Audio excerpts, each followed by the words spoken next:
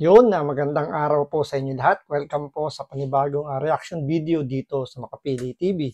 Ngayon ito ang pagkikwentuhan po natin itong Magic Rampa po na ginawa ng MMDA para po sa mga kapatid nating naka-wheelchair po, mga PWD na sinasabi nila na napakatarik nga daw po at hindi talaga to sabihin natin hindi po siya ligtas gamitin ng mga kapatid nating PWD. Pero yun nga, pinagtanggol pa 'to ng MMDA na sinasabi nga na ano, na mali lang daw yung kuha nung pinicturan kasi parang mali lang daw yung anggulo kaya kung titingnan mo, napakatarik nga daw pero hindi daw. Pero eventually bumawi rin sila at ito nga naglabas sila ng statement na humihingi rin sila ng pasensya dun sa pagkaagawa nung rampahan na yun. So panoorin po natin 'tong balitan 'to pero bago ang lahat, kung hindi ka pa nakasubscribe sa Makapili TV, baka pwede naman pakipindot yung subscribe button at the same time, palike na rin ng video. Wala naman pong bayad dyan, kaya pindot na. So ito, panoorin po natin itong balitan to at reaksyonan po natin.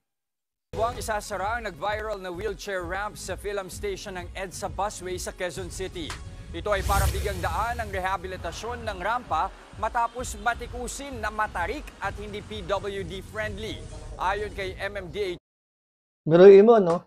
Hindi pa siya nagsisimulang gamitin, kailangan na siyang i-rehabilitate para mapakinabangan. Pero sa tingin ko, mukhang mahihirapang i-renovate yan. Kasi nga, yung height kasi nung rampahan, yung ginawang rampahan, kasi kailangan nakaano siya nandun siya sa ilalim ng MRT station, or ng MRT, dinadaan ng train. So, medyo mahirap nga namang gawan kumbaga yung saktuhan talaga na kung ano yung nararapat. Problema lang kasi, alam nakita na nila, alam na nila na hindi uubra na yung ganong sukat, ipinilit pa rin kasi nila.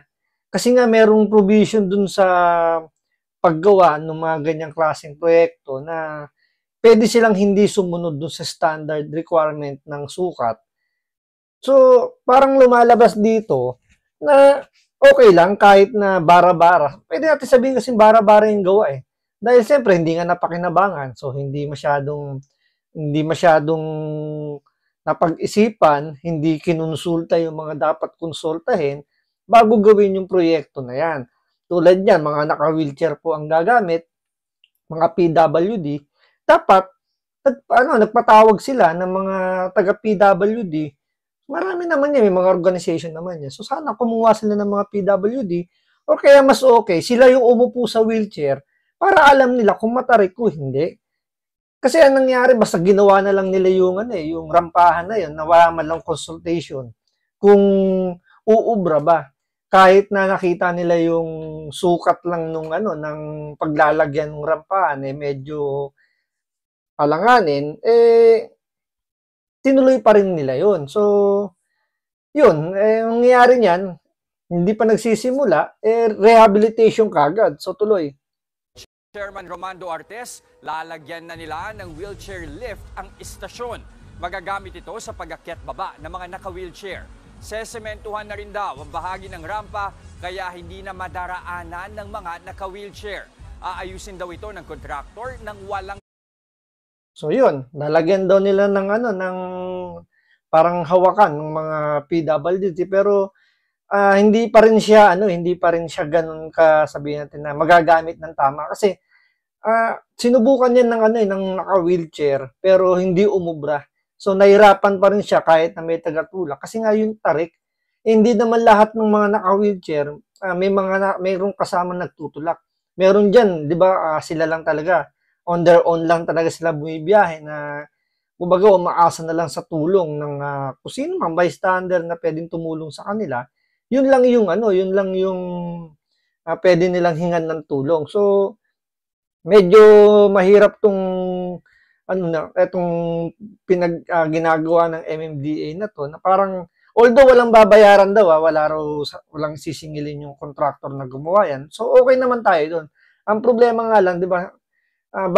Kung hindi nasita yan, kumbaga wala man lang bumatikos diyan sa rampahan na yan.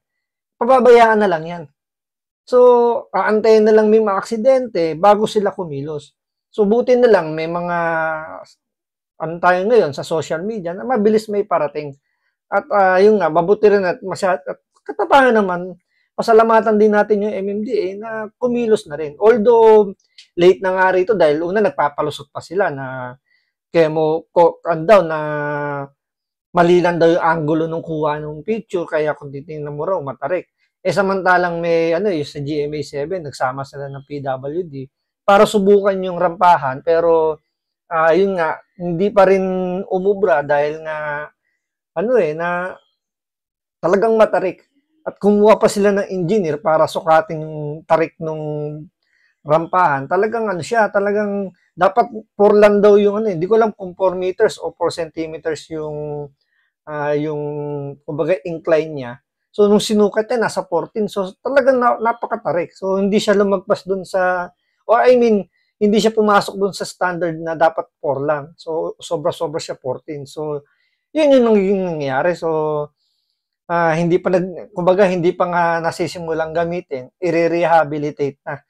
'Di ba? Nakakalungkot na siyempre excited din yung mga kapatid natin PWD na magagamit na yan, makakabiyahe na sila gamit yung EDSA carousel pero dahil nga diyan walang kumbaga na-postpone naman yung nila, yung kaligayahan nila na makapag-travel. So tingnan natin kung ano yung mga pagbabagong gagawin nila dito. Dagdag na gastos sa gobyerno. Siguro po, bigyan niyo kami ng 1 month para ma-implement po ito. So, I hope this will put the issue at to rest. Kami po ay humihingi ng pang-unawa dahil talagang limited po yung space. Yun na nga di ba? Limited na nga yung space. Sana pinag-isipan nyo pa ng maigi. Hindi yung basta na lang gagawin.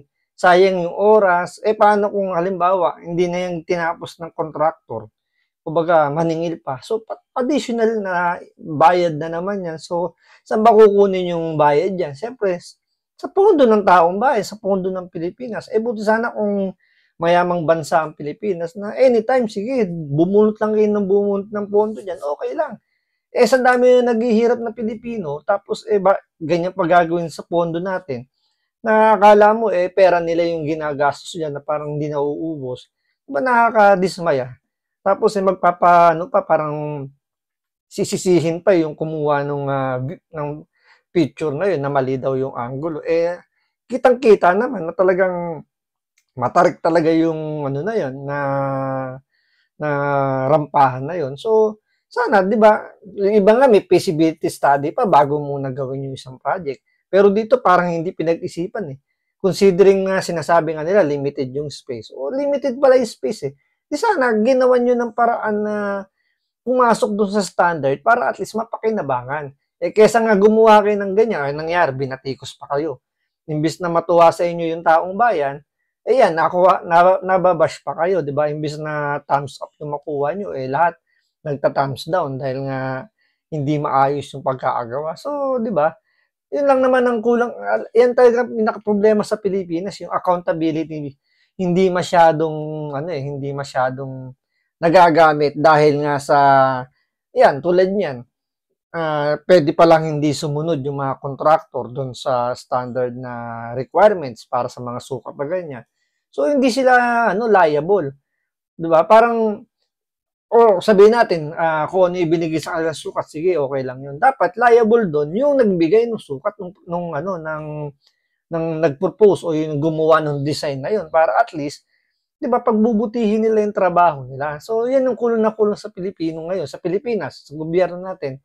Yung accountability para ayusin nila yung trabaho at talagang alam niyo yun yung bago sila gumawa ng project, iisipin nila kung ito kumbaga hindi masasayang para hindi sila mapanagot. Kasi kung ganyan lang mangyayari, parang kakalimutan na lang, hindi naman maganda. Yung dapat liable sila. So pwede silang mapanagot kung sakaling sablay yung gawa nila. So yun lang po. Maraming salamat po. Ingat po kayo lagi. God bless.